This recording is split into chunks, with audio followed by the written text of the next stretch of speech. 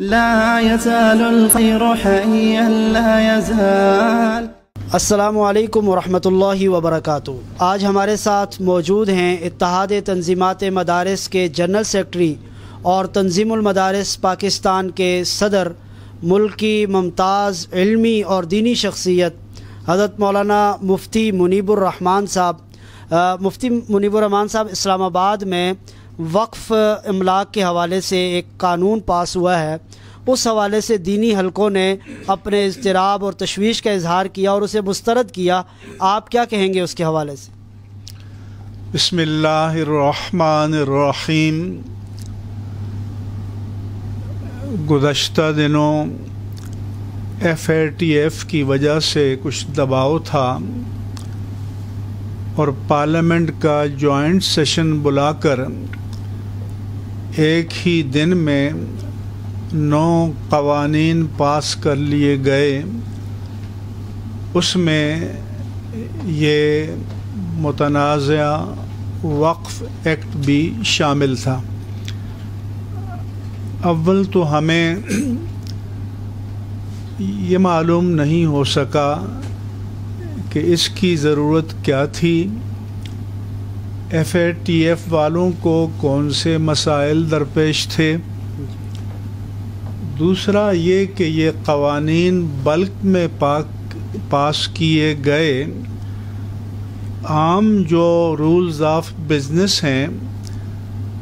اس کے تحت پہلے بل نیشنل اسمبلی میں پیش ہوتا ہے، اس کے تفصیلی جائزے کے لیے اسے متعلقہ کمیٹی کے سپرد کیا جاتا ہے، وہاں اس کا تفصیلی مطالعہ کیا جاتا ہے، درست کیا جاتا ہے، پھر جو نیشنل اسمبلی سے پاس ہوتا ہے اسے سینٹ آف پاکستان میں لے جایا جاتا ہے، اس کی متعلقہ کمیٹی کو پیش کیا جاتا ہے۔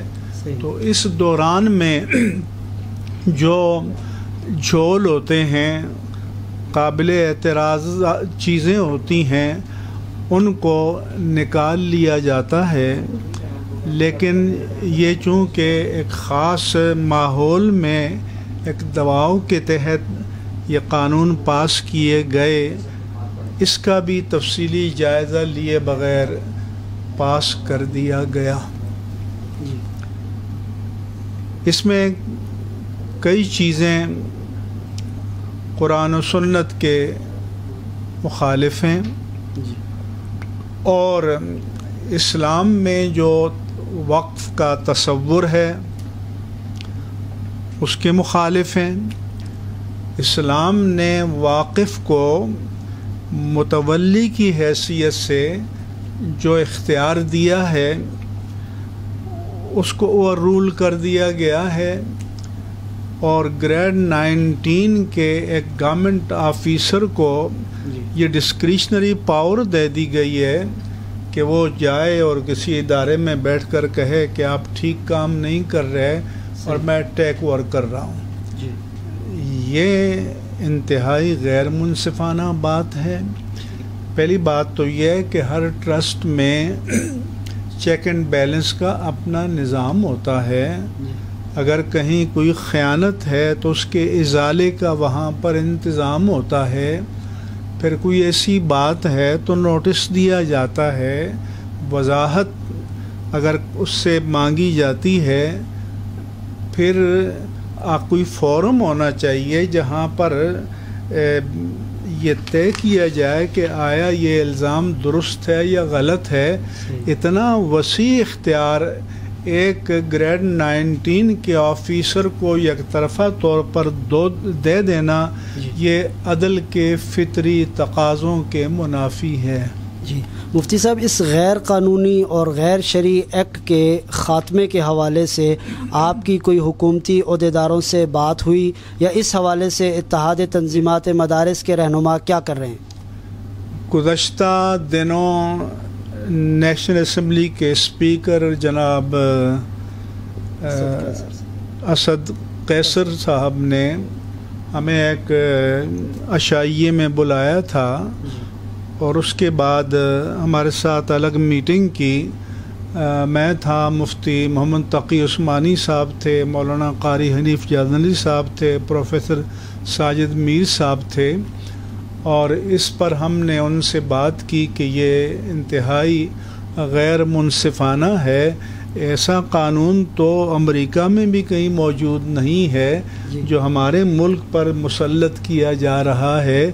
کہ کیونکہ انڈاؤمنٹ تو وہاں پر بھی موجود ہیں، اور امریکہ کا قانون یا یورپ کے کسی ملک کا قانون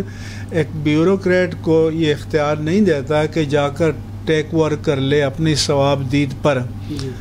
تو اسپیکر صاحب نے یہ کہا کہ کچھ ترامیم آئی تھیں، لیکن چونکہ اپوزیشن نے بائیکاٹ کر دیا اس لیے وہ ترامیم پیش نہ ہو سکیں۔ میں نے کہا کہ عام جو رولز آف بزنس ہے اس میں تو ہم دیکھتے ہیں کہ منگل کو پرائیویٹ ممبرز ڈے ہوتا ہے، تو اگر کسی ممبر نے کوئی سوال پیش کیا ہے اور وہ موجود نہیں ہے تو دوسرے ممبر سے کہا جاتا ہے کہ آپ اس سوال کو پڑھ لیں، ہاں اس کو ضمنی سوال کی اجازت نہیں ہوتی۔ تو انہوں نے کہا کہ آپ لوگ اس میں ترامیم تجویز کر کے لائیں تو ہم ان کو پارلیمنٹ سے، اسمبلی سے منظور کرائیں گے۔ چنانچہ وہ ترامیم ان کو بھیج دی گئی ہیں اور ہم منتظر ہیں کہ وہ اپنے وعدے کی تکمیل کریں اور ان ترامیم کو پارلیمنٹ کے دونوں ایوانوں سے پاس کرائیں۔ سب سے بہتر چیز تو یہ ہے کہ عجلت میں پاس کیے ہوئے اس قانون کو معطل کر دیا جائے، اور پھر جو ڈیو پروسیس ہے اس کے ذریعے اس کی دوبارہ بل کی صورت میں پیش کیا جائے تاکہ کمیٹیز میں یہ ڈسکس ہو، اور پھر جو متاثر طبقات ہیں وہ آ کر اپنا موقف پیش کریں، اور پھر قرآن و سنت کی روشنی میں جہاں جہاں اس میں ترامیم کی ضرورت ہے کی جائیں۔ اور ویسے حکومت کو جو تحفظات ہیں وہ اس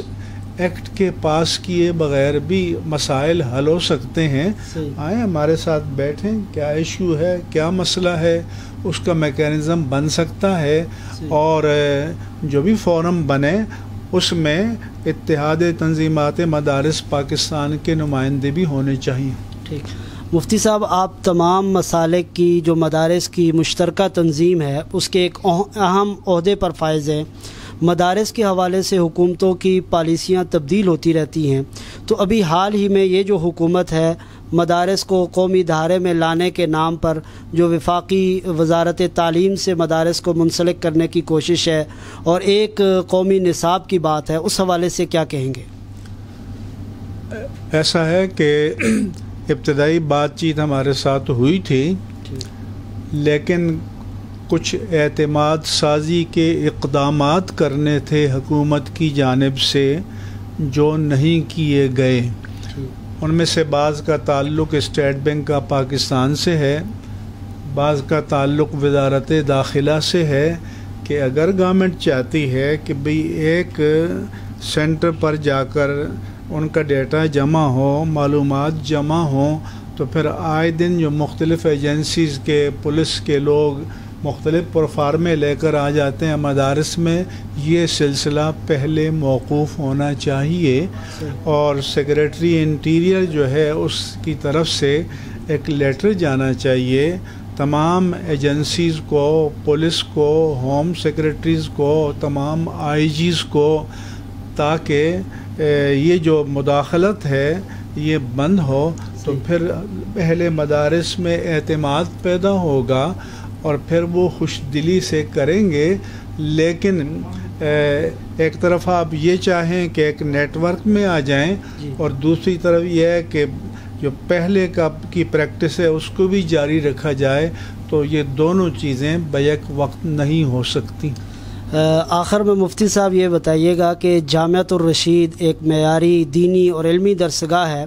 اور اس کے تحت میڈیا کے حوالے سے بھی ایک کوشش اور جدوجہد ہو رہی ہے، تو کیا دینی مدارس کے جو لوگ ہیں ان کو میڈیا کے میدان میں آ کر مثبت کردار ادا کرنا چاہیے؟ جامعۃ الرشید اور جے ٹی آر میڈیا کے حوالے سے کیا کہیں گے؟ ایک تو یہ ہے کہ مذہبی طبقات میں یہ سوال ہمیشہ زیر بحث رہا ہے کہ جو الیکٹرانک میڈیا ہے، سوشل میڈیا ہے، یہ دو دھاری تلوار ہے، اس کا فائدہ زیادہ ہے یا نقصان زیادہ ہے؟ میں ذاتی طور پر اس کا قائل ہوں کہ اس کو کنٹرول کرنا یا اس کے آگے بند باندھنا یہ ہمارے اختیار میں نہیں ہے۔ تو پھر جو ہمارے بس میں ہے وہ یہ ہے کہ جہاں تک ہم دینی مدارس و جامعات پر، دین پر، دینی طبقات پر ہونے والے حملوں کا سد باب کر سکتے ہوں، کاؤنٹر کر سکتے ہوں، وہ کرتے رہنا چاہیے، کیونکہ حکومت کے پاس بھی کوئی چیک اینڈ بیلنس کا انتظام نہیں ہے، اور یہاں پاکستان کی تو کیا بات ہے، امریکی صدر ٹرمپ جو ہے وہ میڈیا سے شاکی رہتا ہے اور اس کو فیک جرنلزم کہتا ہے۔ تو یہ مسئلہ عالمی بھی ہے اور یہ مسئلہ قومی سطح کا بھی ہے۔ فرق یہ ہے کہ دین نشانہ بنے تو لبرل بڑے خوش ہوتے ہیں، لیکن اگر کوئی مقتدر اور با اختیار طبقات نشانہ بنے تو پھر قانون حرکت میں آتا ہے۔ تو ہمارا کہنا یہ ہے کہ کیا دین کی حرمت ہمارے مقتدر طبقات کی حرمت سے کم ہے؟ تو پھر یہ حساسیت دین کے بارے میں بھی ہونی چاہیے۔ بہت بہت شکریہ جی مفتی صاحب، جزاکم اللہ۔